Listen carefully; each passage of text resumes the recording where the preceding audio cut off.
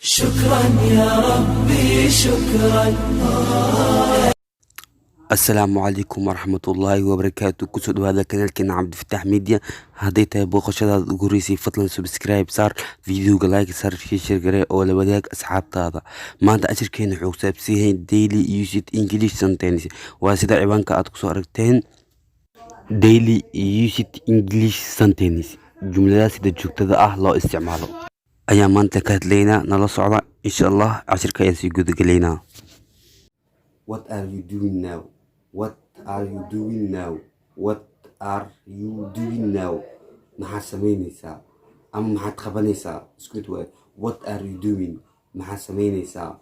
I am talking to Ali. I am talking to Ali. waxaan la hadlayaa Ali.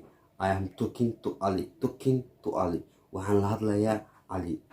Where did he go last night? Where did he go last night? Where did he go last night? xagee buu aaday xalayto? xagee buu aaday xalayto? He went to his friend's house. He went to his friend's house. wuxuu aaday guriga saaxiibkiisa. wuxuu aaday guriga saaxiibkiisa. Did you buy a new phone? Did you buy a new phone? Did you buy a new phone? ma soo iibsatay mobile cusub? Yes, I bought a new phone. haa, waan soo iibsaday mobile cusub. Yes, I bought a new phone. haa, waan soo iibsaday mobile cusub. When did you come back? goormay soo laabatay?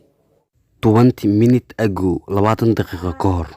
20 minutes ago. 20 daqiiqo ka hor. Who saw you yesterday? Who saw you yesterday? yaa ku arkay shalayto? Who saw you yesterday? yaa ku arkay shalayto? Abdi saw me yesterday. Abdi saw me yesterday. Abdi ayaa arkay shalayto. Abdi saw me yesterday.